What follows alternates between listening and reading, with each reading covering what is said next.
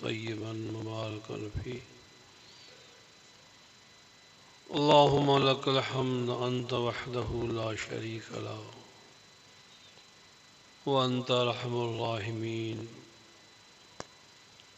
نحمده ونصلي ونسلم على حبيبه الكريم الرؤوف الرحيم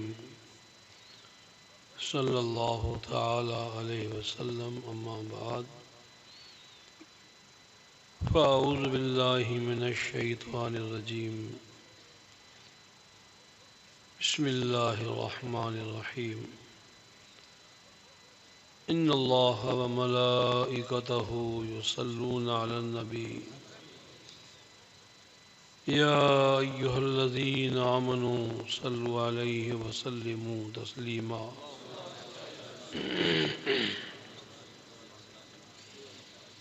اللهم صل على سيدنا وشفينا مولانا محمد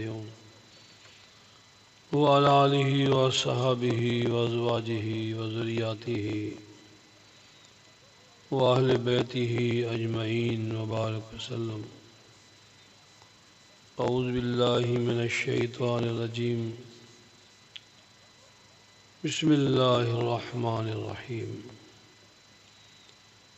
وأما بنعمة ربك فحدث. آمنت بالله صدق الله مولانا العظيم وصدق رسوله النبي الأمين الكريم. الحمد لله رب العالمين. وقال النبي صلى الله تعالى عليه وسلم: النکاح من سنتي فمن رغب عن سنتي فليس مني. صدق رسوله النبی الکریم صلی اللہ تعالیٰ علیہ وسلم.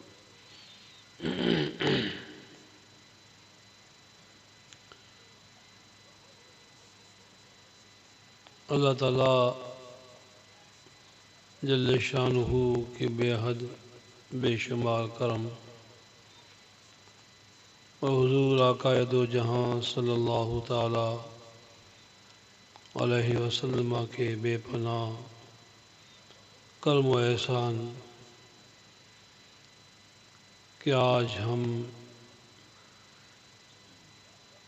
ایک بہت عظیم پیارے محبوب صلی اللہ تعالیٰ علیہ وسلم کی پاک سنت کی تقریب میں، اس کی محفل میں ہم سب حاضر ہیں، اور اسی محفل کی فیوزات و برکات ہم اور آپ حاصل کر رہے ہیں. ہم سب سے پہلے صاحب خانہ کو، جناب انور بھائی اور ان کے تمام والدین، ان کے پریوار کو مبارکباد دوں گا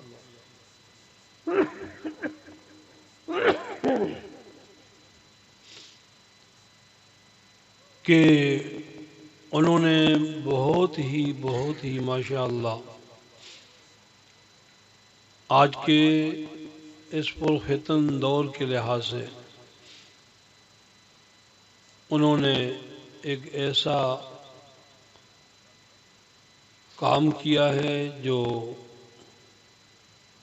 اس کے تعلق سے میں کچھ نہیں کہہ سکتا. حقیقت ہے، کوئی جھوٹی تعریف نہیں کر رہا ہوں میں، کہ انہوں نے اپنے بچے اور بچیوں کی اس خوشی کے موقع پر اور اس مبارک موقع پر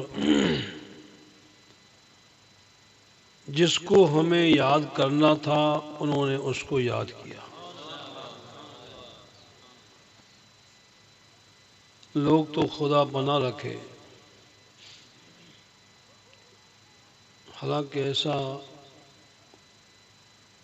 ہماری مسلم قوم میں یہ نہیں ہونا چاہیے.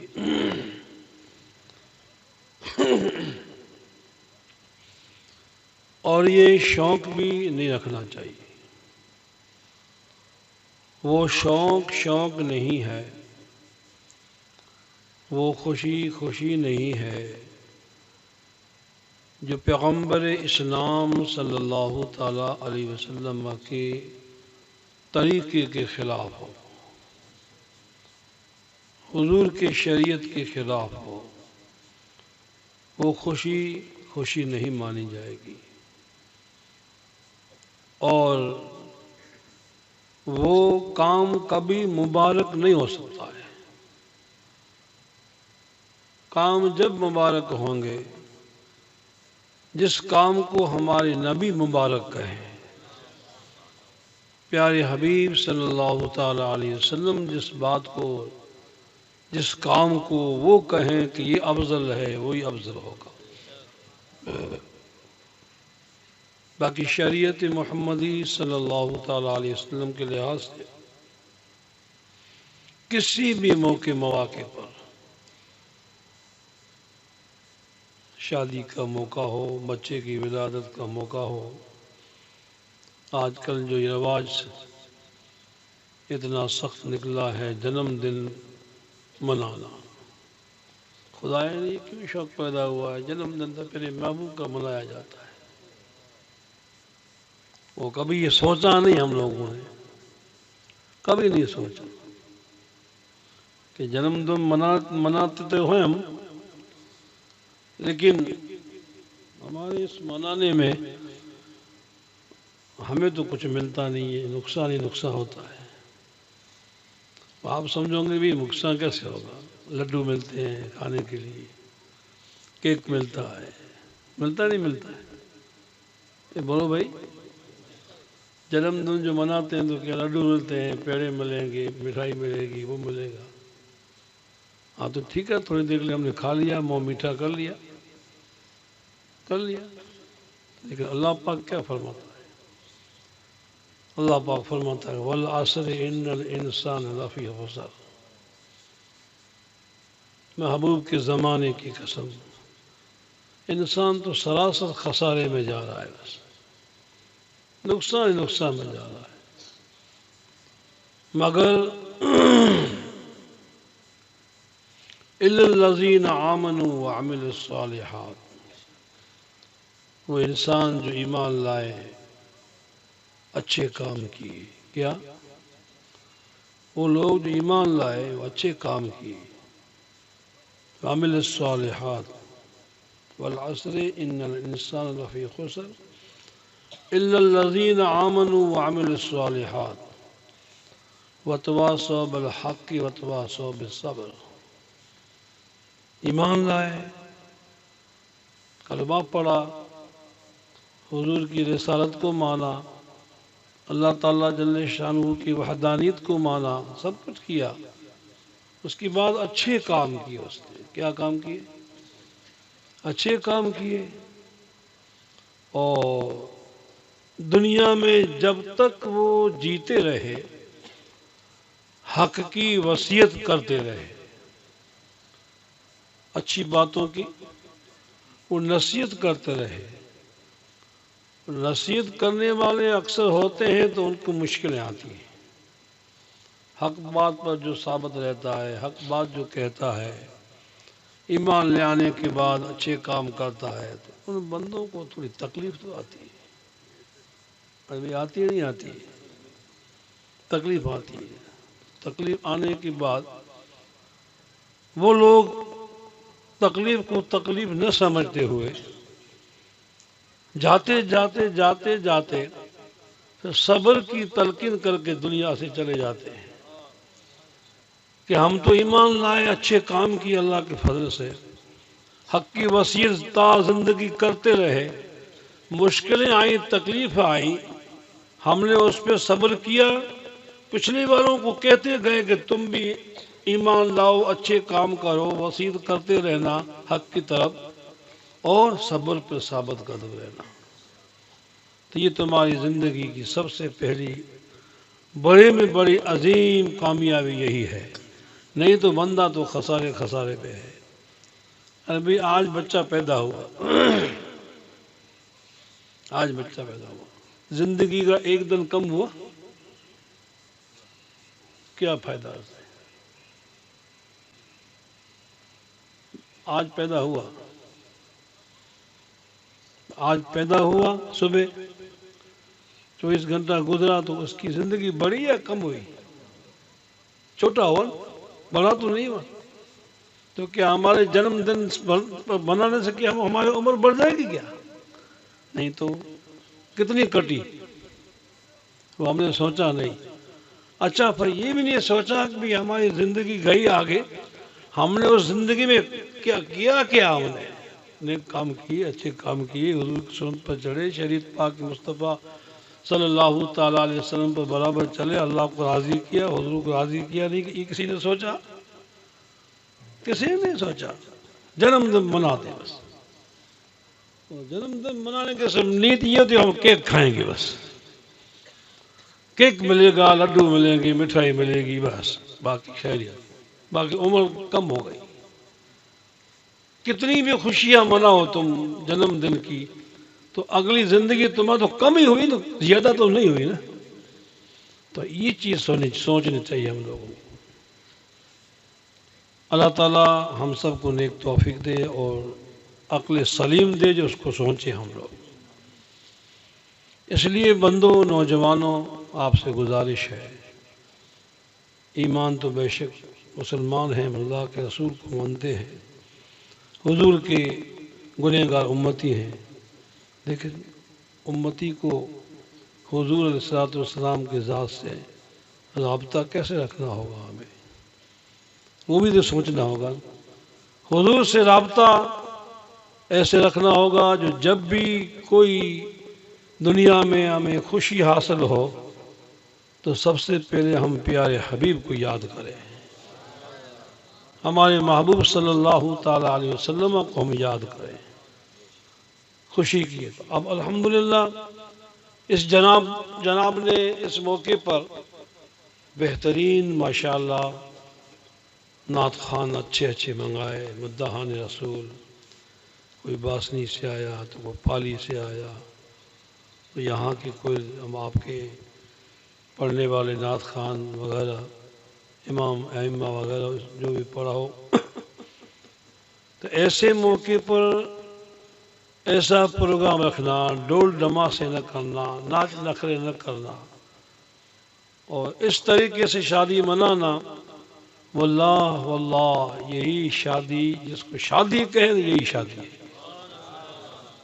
حقیقت میں، سنت و شریعت کے مطابق ہو، جس سے ہمارے محبوب راضی ہو جائیں، اور دنیا میں مسلمان امتی کا حق بنتا ہے کہ وہ یہی دل میں سوچ کے اپنی زندگی بسر کرے کہ میں وہ کام کروں جس سے پیارے حبیب دانائے غیوب، ہمارے آقا مولا مدینے کے تاجدار سید الانبیاء والمرسلین صلی اللہ تعالیٰ علیہ وسلم کی ذات راضی ہو جائے۔ بس ایمانی مقصد تو یہ حقیقت، اور گہرائی میں جاؤ کہ دیکھو نا، ایمانی حق تو یہی بنتا ہے کہ ہمارے خیالات، ہمارا اٹھنا بیٹھنا، ہمارا سونا جاگنا انہی خیالوں میں ہونا چاہیے کہ حضور راضی ہو جائے بس،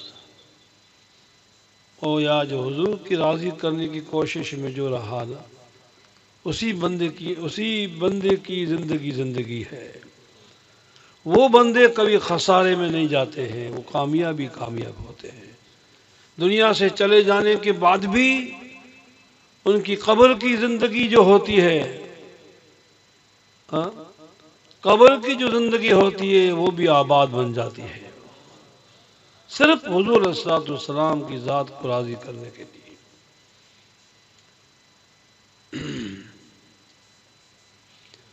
اور یہ نکاح جو ہے، نکاح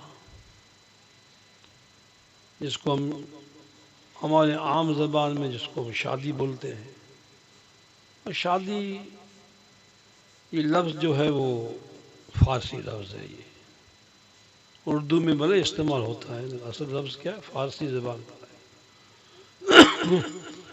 شاد کی معنی خوش ہونا، شادی کی معنی خوشی، شاد کی معنی تم شاد آباد رہو، کوئی دعا کرنا بھائی اللہ تعالیٰ تمہیں شاد آباد رکھے، مانا خوش آباد رکھے.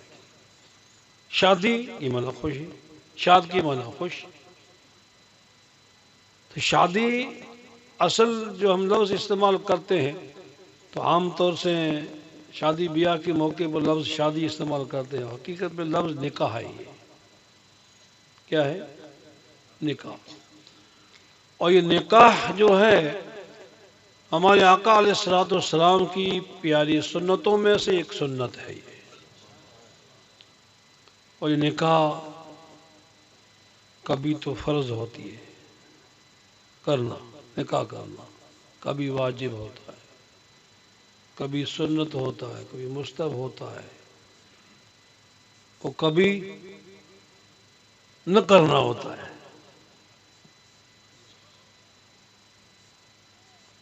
کافی علماء بیٹھے ہوئے ہیں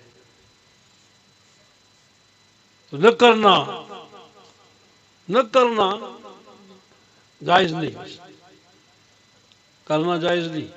ایسا ہوتا ہے انسان اپنے نفس پر قابو نہ پائے، انسان اپنے نفس پر قابو نہ پائے اور اس کو یہ یقین ہو جائے کہ میں گناہ میں گر جاؤں گا، میں نہ اللہ پناہ نہ کسی حرام کام میں چلا جاؤں گا، تو ایسے بندے کے لیے اس وقت نکاح کرنا فرض ہے.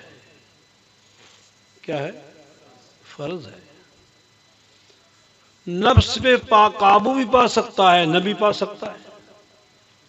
دونوں باتیں اگر اس کے دل میں ہیں، نفس پر قابو بھی پا سکتا ہے، نہ بھی پا سکتا ہے، تو اس وقت نکاح کرنا واجب ہے. کیا ہے؟ واجب ہے. نفس پہ قابو پا سکتا ہے، کوئی تکلیف نہیں ہے، حرام کام میں نہیں پڑے گا، اس وقت نکاح کرنی سنت ہے. زندگی میں آقا علیہ الصلوۃ والسلام کی یہ پیاری سنت زندگی میں ایک مرتبہ کرنا یہ حضور کی پیاری سنت ہے. یہ کبھی کبھار ایسا بھی ہوتا ہے کہ سنتوں کی برکت سے نہ معلوم بندے کو کیا سے کیا مل جاتا ہے. ایک مسواک ہے، دیکھو نیند تو نہیں آ رہی؟ کافی ٹائم ہو گیا، شاید نیند بھی آتی ہو، مگر نیند کبھی کبھی قربان کر لیا کرو. موبائلوں میں قربان کرتے ہو 2 ڈھائی بجے تک. یہ تو حضور علیہ السلام کی ثنا ہو رہی ہے، اچھی بات ہو رہی ہے. موبائل سے تو بہتر یہ ہے کہ ہم اسی محفل میں بیٹھ کے جو ہمارا وقت گزر رہا ہے وہ اچھا ہے. کیا بات کر رہا تھا؟ مسواک بہت پیاری سنت ہے حضور علیہ السلام کی. ام المومنین عائشہ صدیقہ رضی اللہ تعالی عنہ فرماتی ہے کہ حضور علیہ السلام باہر محفل میں صحابہ کرام کے ساتھ تشریف رکھتے، تو جب گھر تشریف لاتے، محفل برخاست ہوتی، تو سب سے پہلے حضور گھر میں تشریف لاتے تو حضور علیہ السلام مسواک ڈھونڈتے اور مسواک فرماتے. کتنی فائدے کی چیز ہے.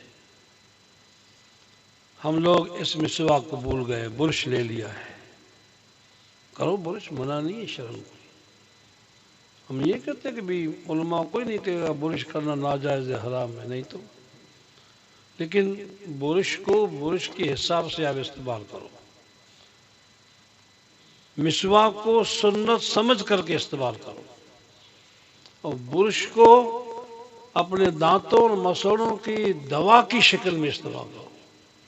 یہ دوائی ہے، ٹوتھ پیسٹ ہوتا نہیں ہوتا پیسٹ، تو یہ پیسٹ جو ہوتا ہے تو اس پہ برش پہ لگا کر ہم لگاتے ہیں. اس نیت سے کرو کہ جو اس پیسٹ میں جو دوائی ہے اس سے ہمارے مسوڑے بھی کی جراثیم ہوں گے، دانتوں میں جراثیم ہوں گے، تو اس سے یہ ختم ہو جائیں گے. ٹھیک ہے، اس نیت سے کرو، تب بھی آپ کو اس کا ثواب ملے گا یقینی طور سے انشاءاللہ. مسواک لکڑی کا ہوتا ہے، اور خاص کر کے پیلو کی جال جو ہے، جال پیلو، اس کی جو ہے، اس کی جو جڑ ہوتی ہے وہ بہت نرم ہوتی ہے۔ حضور علیہ السلام اکثر اسی درخت کی، پیلو کی درخت کی جو جڑ ہوتی ہے اس کا مسواک فرماتے تھے حضور علیہ السلام۔ اور اس مسواک کی تاثیر یہ بھی ہے، اگر اوپر کی لکڑی لیں گے نا تو چند دن وہ سوکھ جائے گی تو پھر وہ مسواک کے لائق نہیں رہے گی، وہ بہت سمجھو سخت ہوتی ہے۔ اور یہ جڑ جو ہوتی ہے بہت سافٹ ہوتی ہے، نرم ہوتی ہے۔ اچھا وہ سوکھ بھی جائے نا، اگر وہ سوکھ جائے بھلے 1 مہینہ کی بھلے کیوں نہ ہو، اگر رات بھر پانی میں رکھا تو اس کی تاثیر پھر واپس ایسی کیسی ہو جاتی ہے، تجربہ کرنا، ایسی نرم ہو جائے گی، چباؤ بس وہی نرم، آج ہی گویا نکالیے اس کی جڑ سے نکالا ہے ہم نے اس کا لکڑی کو۔ تو یہ مسواک کرنا، اب مسواک کی لکڑی کتنی ہونی چاہیے؟ بعض روایت میں آیا کہ بھی اتنی ہونی چاہیے، بعض اتنی ہونی چاہیے، کم سے کم اتنی ہونی چاہیے۔ اس کو کیا کہتے ہو آپ؟ بیت کہتے ہو، ایک بیت۔ مسواک کیسے پکڑنا چاہیے؟ یوں نہیں پکڑنا چاہیے، ایسے پکڑنے سے مرض پیدا ہوں گے۔ اس مسواک کو یوں پکڑنا چاہیے، دیکھ رہے ہو؟ پھر اس ہلکے ہاتھ سے مسوڑوں پر، دانتوں پر اس کو گھسو، مسوڑے مضبوط ہوں گے، دانت مضبوط ہوں گے، اور اللہ کے فضل سے دل دماغ صاف ستھرا رہے گا۔ بلکہ مولا علی مشکل کشا رضی اللہ تعالیٰ عنہ امام غزالی کے حوالے سے فرماتے ہیں کہ مسواک کرنی حضور علیہ السلام کی پیاری سنت ہے، لیکن اس سنت میں فائدہ کیا ہے؟ صرف آپ کے دانت اور مسوڑے مضبوط ہونا یہ نہیں ہے، اس کے علاوہ اس مسواک میں بھلائی یہ ہے کہ 70 وہ بیماریاں جن کی ڈاکٹروں، حکیموں، طبیبوں کے پاس کوئی علاج نہیں ہے، ایسے مرض سے مسواک کرنے سے اللہ شفا عطا فرماتا ہے۔ اس مسواک میں یہ فائدہ ہے، مسواک کے عادی بنو، مسواک کی عادت ڈالو اپنے میں، 5 وقت نماز پڑھو، نماز کے ساتھ ساتھ جب بھی وضو کرو تو مسواک ضرور کیا کرو۔ صحابہ کرام کی زندگی تو یوں تھی، وہ صافے باندھتے تھے صحابہ کرام اپنے زمانے شریف میں۔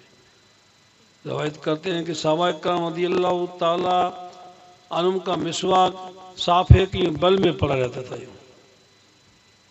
صافے کا بل اس میں ڈال دیا، جب ضرور پڑی نکالا، شروع ہو گئے۔ ان کو شغف تھا، محبت تھی کہ کہیں رکھ دیں گے تو بھول نہ ہو جائے، مسواک سے محروم نہ ہو جائے۔ تو مسواک ایک حضور کی سنت ہے، اس میں فائدے کتنے ہم لوگوں کو۔ چلو امام غزالی رحمۃ اللہ تعالی علیہ احیاء العلوم کے حوالے سے یہ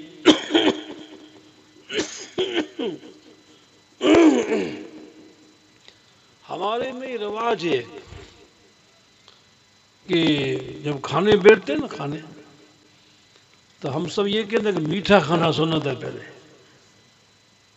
کیا میٹھا کھانا سنت ہے، لیکن یہ غلط ہے۔ جو روایت کرتے ہیں نا ٹھوکتے رہتے ہیں۔ یہ میٹھا ویسے نمک کو بولتے ہیں، میٹھو نمک۔ حضور علیہ السلام کی تو حدیث شریف ہے، سرکار فرماتا کہ ابدأ بالملح، کسی کڑوی چیز سے نہیں، ملح منا نمک۔ اگر کسی کھاری چیز سے شروع کرو تو ملیح فرماتے حضور علیہ السلام، ابدأ بالملیح نہیں، حضور نے فرمایا کہ ابدأ بالملح، تم طعام کھاؤ تو شروع نمک سے کرو، نمک رکھو انگلی سے کرو۔ اول تو اس کو آپ پہلے کھائیں گے تو آپ کو روٹی اچھی پائے گی، آپ کا ہاضمہ صحیح ہو جائے گا۔ لیکن مولا علی مشکل کشا رضی اللہ تعالیٰ عنہ فرماتے ہیں کہ اس ابدا بالملح میں فائدہ یہ ہے کہ نمک سے شروع کرو اپنے کھانے کو۔ وہی فرماتے ہیں کہ وہ 70 بیماریاں جو ڈاکٹروں اور حکیموں کے پاس علاج نہیں ہے، ان بیماریوں سے اللہ تعالیٰ شفا عطا فرماتا ہے۔ کتنی پیاری چیز ہے، آپ سمجھو، آپ کے سینے پہ ہاتھ رکھ کے فیصلہ کرو بلا کے پیارے محبوب کی سنتوں میں حضور صلی اللہ علیہ وسلم کی مبارک پاک سیرت کو دیکھیں پڑھیں تو سنتوں کے فائدے کتنے ہیں، فیوزات کتنے ہیں، بے شمار ہیں۔ تو یہ تو ایک مسواک و نمک ہے جو کھانے پینے اور ہمارے دانتوں کی صفائی کا مسئلہ ہے۔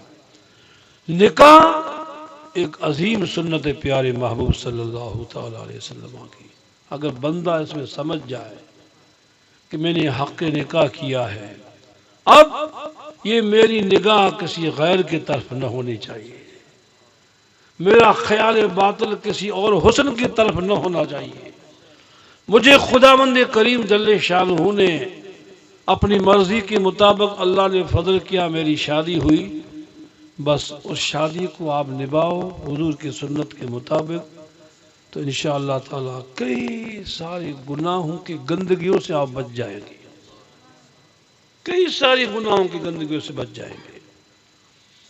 بلکہ اولیاء کرام و بزرگان دین کی تو شان یہ ہے، ہم تو گناہوں سے بچ جاتے ہیں، اولیاء کرام بزرگان دین کی کئی ایسی رکاوٹیں ہوتی ہیں روحانی، کوئی کسی سنت کے رہ جانے سے اس کی روحانی جو ترقی کرتی رک جاتی ہے، پتہ نہیں پڑتا کیوں رکی۔ بایزید بستامی رضی اللہ تعالیٰ عنہ سلسلہ عالیہ نقشبندیہ کے بہت عظیم بزرگ ہو کے گزرے ہیں، بس ایک ہی واقعہ سناؤں گا۔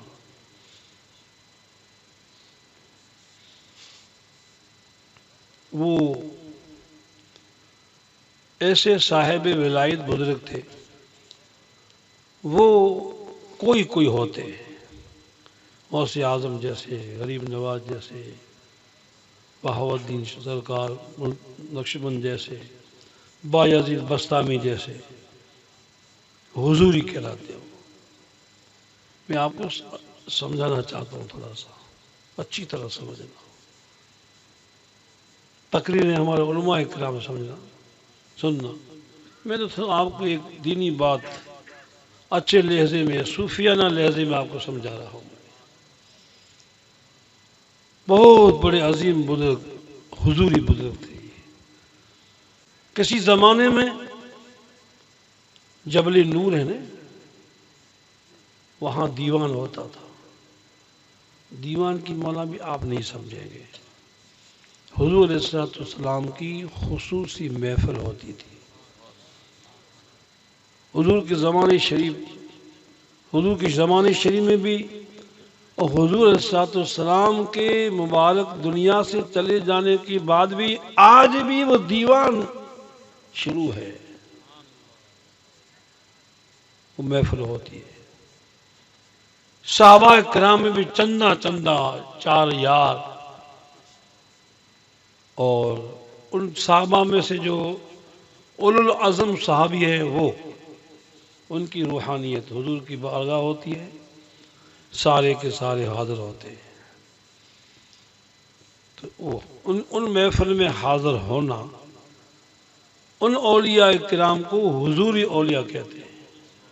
اب سمجھ میں آیا کہ نہیں آئی، کہ دوسری لہجے میں سمجھاؤں؟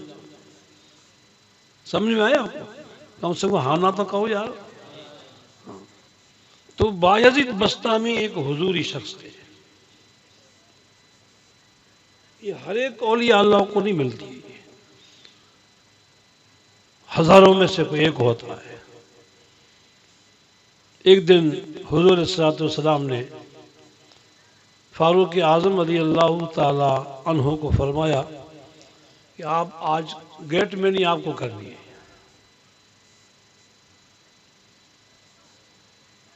گیٹ پہ آپ کو رہنا ہے، اور جس نے نکاح نہ کیا ہو اس بندے پہ آس بینڈ ہے، بس نہیں آنا چاہیے، وہ میری محفل میں نہیں آنا چاہیے، کوئی بھی ہو، صحابی ہو، اولیاء کرام میں سے کوئی ہو، بس بینڈ۔ پھر حضور السلام نے مقرر کس کو کیا گیٹ مین؟ عمر فاروق اعظم۔ اب ان کی دہشت کون برداشت کر سکے؟ کھڑے ہو گئے، وہ آتے گئے، نکاح ہے ہاں چل، آتے گئے صحابہ کرام، اولیاء کرام، نکاح پڑھا جاتا ہے، شادی ہوئی ہاں چلو۔ بایزید بستامی کی باری آئی۔ کس کی باری آئی؟ بایزید بستامی کی باری آئی، کھڑے ہو گئے۔ سرکار عمر رضی اللہ تعالیٰ عنہ، وہ جانا گیٹ سے آگے جانا چاہا، روک دیا۔ کہاں جا رہے بھائی تو؟ یا فاروق اعظم آپ کو تو معلوم ہے ہمیشہ میں تو حضور ہی حضور نکاح کیا ہے، نہیں بٹ نو انٹری۔ ارے بھائی حضور کی بارگاہ میں، حضور خدا کے واسطے میں واسطہ دیتا ہوں، اے عمر رحم کر دو، حضور کی غیر حاضری میرے ہو جائے گی دفتر میں، یہ غیر حاضری بھیج، میں کچھ نہیں سمجھتا، بس حضور نے فرمایا ہے اس حکم پہ عمل کرو۔ جھگڑ رہے تو کیا کروں؟ نکاح کر کے آ جاؤ، واپس لوٹے گئے، نہیں جانے دیا محفل میں۔ ٹھیک ہے، چلے گئے گھر۔ آپ کی ایک باندی تھی، پرانے زمانے میں باندی قیمت سے لے کر کے باندیاں رکھتے تھے گھر میں کام کاج کے لیے، باندی تھی۔ آپ کی عمر بڑی، اس کی عمر بڑی۔ اس نے کہا کہ میں تجھے بایزید بستامی رضی اللہ تعالیٰ عنہ گھر گئے، کہا باندی کو ادھر آ، تو آزاد ہے۔ کیا ہے؟ تو باندھی ہے تو آزاد تو کر رہا، آزاد ہو گئی، لفظ منہ سے نکلا آزاد ہے، آزاد ہوگی، بس اب وہ باندھی نہیں ہے۔ پھر حضرت نے اس کو کہا مجھے تجھ سے نکاح کرنا کرے گی؟ اس نے کہا حضور اگر آپ کی تمنا دل میں خیال ہے تو میں تیار ہوں۔ دو شاہد آئے، نکاح پڑھا، نکاح کیا، سب مسئلہ کیا، ٹھیک ہے، سنت ادا ہوئی، نکاح ہوئی، پھر واپس گئے۔ جب محفل کا ٹائم آیا تو پھر واپس گئے۔ پھر بایزید بستامی کی باری آ گئی۔ عمر فاروق اعظم پوچھتے گئے، چلو بایزید بستامی حضور کیا نکاح کر کے آئے؟ ہاں نکاح کر کے آئے، چلو۔ حضور کی بارگاہ میں جب گئے تو روئے بایزید بستامی، حضور فاروق اعظم رضی اللہ تعالیٰ نے میری غیر حاضری جو ہے ہو گئی، وہ سختی سے پیش آئے۔ اس نے کہا کہ تجھے معلوم نہیں ہے، حضور نے فرمایا کہ بایزید اللہ تعالیٰ جل شانہ نے میری محفل کی برکت سے تجھے وہ مرتبہ دیا ہے، تجھے وہ مرتبہ دیا ہے اللہ پاک جل شانہ نے کہ کوئی بندہ تہجد پڑھے، ایک بندہ تیری بارگاہ میں بیٹھے، جو تہجد پڑھنے سے نہ ملے گا وہ تیری بارگاہ سے ملے گا وصول۔ لیکن ایک درجہ تیرا جو ہے وہ ترقی نہیں کر رہا تھا، اور ترقی نہ کرنے کی وجہ یہ تھی کہ تو نے میری پیاری سنت کو ادا نہیں کیا تھا، تو نکاح کا مسئلہ تھا یہ۔ آئی بات سمجھ میں؟ تو کئی اولیاء کرام کی شان میں آ کے یہ چیز رکاوٹ ہو جائے تو ان کی روحانی جو ترقی ہوتی ہے وہ رک جاتی ہے۔ اس لیے الحمدللہ یہ نکاح کرنی پیارے محبوب صلی اللہ تعالیٰ علیہ وسلم کی بہت پیاری سنت پاک ہے۔ اسی لیے حضور نے فرمایا النکاح سنتی ومن رغب عن سنتی فلیس منی۔ نکاح کرنی میری پیاری سنت ہے، اس سنت سے جس نے منہ موڑا، وہ حضور فرماتے ہیں کہ ہمارے طریقے سے وہ انسان نہیں ہے، وہ لیس منی، وہ ہم میں سے نہیں، ورنہ ہمارے طریقے سنت میں سے خارج ہے۔ اس لیے الحمدللہ ایسے خوشی کے موقع پر جناب انور بھائی نے یہ خوشی کے موقع پر حضور علیہ الصلوۃ والسلام کی پاک یاد کر کے، اپنے پیارے محبوب کو یاد کر کے اس خوشی کے موقع پر نعت خوانی کا پروگرام رکھا۔ ماشاءاللہ۔ اور میں نے آج سنا کہ محمد حنیف دلہا، ان کی نکاح برات سرنو گاؤں کی طرف گئی تھی، تو وہاں بھی ماشاءاللہ محفل ہی رکھی گئی تھی۔ اللہ کے فضل سے کوئی ڈول نمازی نہیں تھے، لیکن یاد رکھنا شریعت مصطفیٰ میں ڈول نمازی کرنا، ناچ نخرے کرنا، رنڈیاں نچانا حرام ہے، حرام ہے، حرام ہے۔ اگر حرام چیز کو کر کے ہم خوشی منا ہے تو کیا رب راضی ہوگا؟ کیا اللہ کے رسول کے راضی ہوں گے کیا؟ ارے اللہ پناہ رکھے، ایسی شادیوں میں پر تو لعنتیں برستی ہیں۔ پھر ایسے حرام کام کرنا، ناچ نخرے کروانا، رنڈیاں نچانا، ڈول نمازی کرنا، ناجائز گیت کھانا گانا، ساری کی ساری شریعت مصطفیٰ میں ہم مسلمانوں کو حضور کی امتی ہونے کے ناطے سے حرام ہے۔ یہ اپنے گھروں کے پابند بنو۔ شادی بیاہ اگر دلہا خود ہی پابند ہو جائے کہ میری شادی میں اگر اس طریقے سے ناچ نخرے کراؤ گے تو مجھے شادی کرنی بھی نہیں ہے، اگر یہ اٹل ہو جائے تو ماں باپ کہاں جائیں گے؟ کہاں جائیں گے؟ ہمارے کچھ کے علاقے کا ایک واقعہ یاد آ گیا، سنانا چاہتا ہوں آپ کو۔ وہ شادی کی بچے کی، اور ان کا وہ سامنے والے کی اکلوتی بیٹی تھی، اور جس کی برات آ رہی تھی اس کا اکلوتا ایک ہی بیٹا تھا۔ وہ واقعی اہل علم تھے، شریعت کے مطابق انہوں نے باقاعدہ سے اپنے بچے کو لائے، اور بچے کو لائے باقاعدہ سے، برات آئی بہت نعت خوانی کے ساتھ، نعرے تکبیر کے ساتھ آئے۔ بچی والوں نے کہا کہ ہم تو تمہارا استقبال جو شادی کے موقع پہ جو برات کے کرتی ہیں نا، ہم تو ڈول نمانے سے ناچ نخرے سے تمہیں استقبال کریں گے۔ انہوں نے سمجھایا، دلہا سجا ہوا، بسیں اتری، وہ مان نہیں رہا سامنے والا کہ میں تو ڈول نمازوں کے ساتھ استقبال کروں گا، کہ بھئی ہم نہیں چاہتے ہیں کہ حرام کام ہمارے بچے کی شادی میں ہو، نہ سننا چاہتے نہ دیکھنا چاہتے ہیں۔ وہ مانا نہیں مانا تو کہا کہ تیری بیٹی تیرے پاس رکھنا، میرا دلہا واپس جائے گا۔ سب بیٹھ گئے، بس چلو نہیں کرنے نے کام۔ دلہا بھی ایسا تھا کہ نہیں، مجھے یہ حرام کام نہ دیکھنا ہے نہ سننا ہے، میرے آقا علیہ السلام کی ذات راضی ہونی چاہیے، وہ کام کرنا ہے مجھے۔ بیٹھ گئے، بسیں روانہ کی، پیچھے دوڑ کے پاؤں پڑے ہوئے، مہربانی خدا کے واسطے ہماری سب کی عزت جاتی ہے کہ عزت تو کہتا ہے کہ ڈول نمازیں کروں گا، اور ہم کہتے ہیں کہ شہید مصطفیٰ کی، اس میں تیری عزت رہی کا؟ اس نے توبہ کی، بڑی مشکل سے ان کو گاؤں والوں نے بڑے کبھی ہم نہیں کرتے، جو آپ چاہو ہم کریں گے۔ اگر دلہا اور دلہن والے مضبوط ہو جائیں تو دوست یار کیا کر سکتے ہیں؟ کئی دوست بھی ایسے نادان ہوتے ہیں جو بس اسکراتے ہیں دلہا کے گھر والوں کو، دلہن کے گھر والوں کو اسکراتے ہیں۔ یہ کیا ہے شادی میں؟ تو ایسا نہیں، شادی خوشی کا موقع بار بار تھوڑی آتی ہے۔